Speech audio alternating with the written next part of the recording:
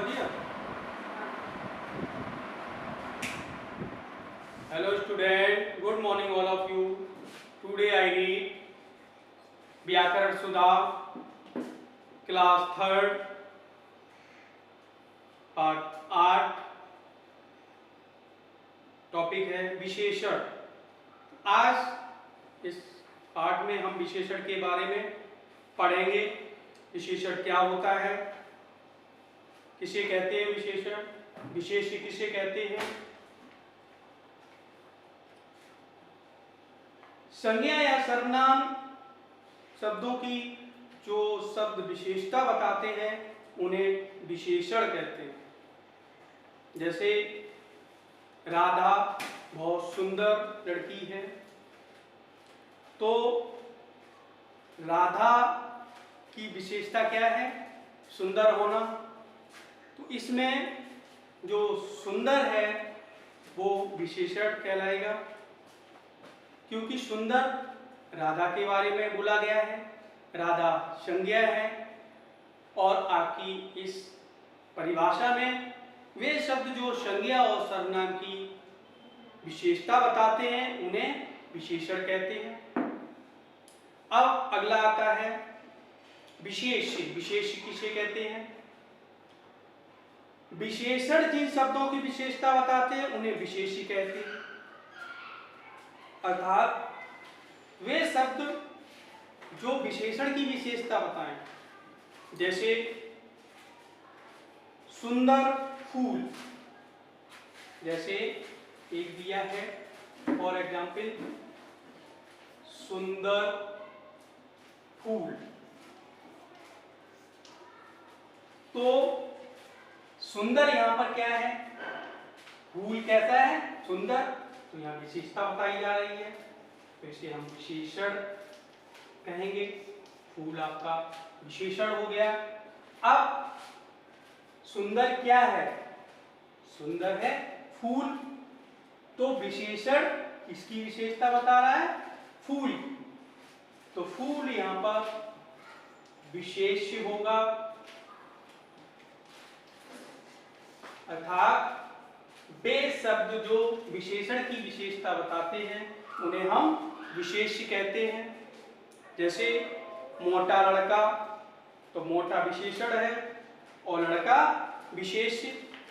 तो आपने सीखा कि वे शब्द जो विशेषण की विशेषता बताते हैं उन्हें हम विशेष्य कहते हैं। अब अगला टॉपिक आता है विशेषण के भेद। विशेषण के कितने भेद होते हैं, विशेषण के कितने प्रकार होते हैं। विशेषण को मुख्य 4 भागों में बांटा गया है। गुणवाचक विशेषण, नंबर 2 संख्यावाचक विशेषण, नंबर 3 परिमाणवाचक विशेषण और सार्वनामिक विशेषण।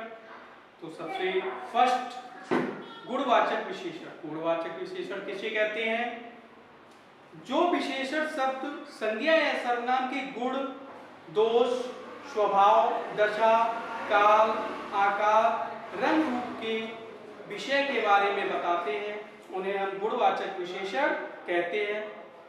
जैसे किसान मेहनती है, तो यहाँ पर किसान के बारे में विशेषता बताई गई है कि किसान मेहनती है। किसान में क्या गुण है, मेहनत करने का। लोमड़ी चालाक है, लोमड़ी में क्या गुण है, चालाक होने का। तो वे शब्द जो संज्ञा या सर्वनाम की गुण के बारे में विशेषता बताएं, उसमें क्या क्वालिटी है, क्या दोष है, कमी है, ऐसे शब्दों को हम गुणवाचक विशेषण कहते हैं।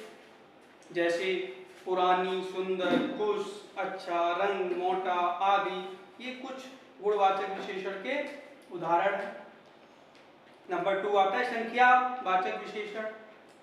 अब इसके नाम से ही पता चल रहा है कि इन शब्दों के द्वारा हमें किसी भी वाक्य में संख्या के बारे में पता चलता है, तो वो संख्यावाचक विशेषण कहते हैं। जो विशेषण शब्द संज्ञा या सर्वनाम की निश्चित या अनिश्चित संख्या के बारे में बोध कराएं, उन्हें हम संख्यावाचक विशेषण कहते हैं। जैसे मोनू के पास 4 केले हैं, तो यहाँ पर मोनू के पास 4 केले का वर्णन किया गया है, केले की संख्या बताई जा रही है 4। या 4 आदमी सड़क पर चल रहे हैं, तो आदमियों की संख्या बताई जा रही है। या मेरे पास 50 रुपए हैं, तो यहाँ पर 50 रुपए के बारे में बताया गया है। अर्थात वे विशेषण शब्द जिनसे हमें संख्या की पता चलता है, संख्या के बारे में, वे संख्यावाचक विशेषण कहलाते हैं। अगला थर्ड आता है परिमाणवाचक विशेषण। अर्थात वे विशेषण शब्द जिनसे हमें माप तौल के बारे में पता चले,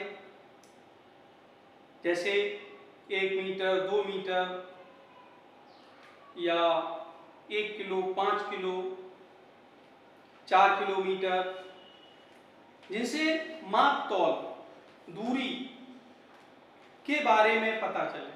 इसकी परिभाषा, जो विशेषण शब्द संज्ञा या सर्वनाम की माप तौल के बारे में बताएं, उन्हें हम परिमाणवाचक विशेषण कहते हैं।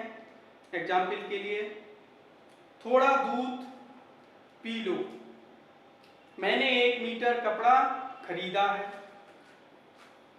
या मुझे बहुत कम दिया है। ये जो शब्द हैं, जैसे 2 किलो, 5 मील, ज्यादा, कम, ये परिमाणवाचक विशेषण के बारे में हमें बताते हैं। अगला आता है सार्वनामिक विशेषण।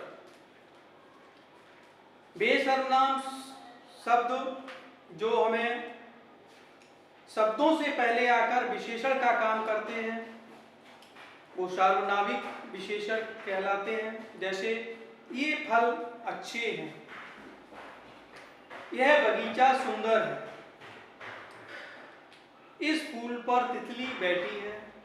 तो सार्वनामिक विशेषण वह, उस, वे, इसका, उसका, हमें, तुम्हें इत्यादि के बारे में पता चलता है। ऐसे शब्द सार्वनामिक विशेषण कहलाते हैं। तो इस तरह से ये आपका पाठ 8 यहीं पर समाप्त होता है, और इन विशेषण के भेदों के बारे में, प्रकार के बारे में आप इनको पढ़ेंगे और समझेंगे। इसकी अभ्यास भी इसी में दी है, इसको सॉल्व करेंगे। Thank you.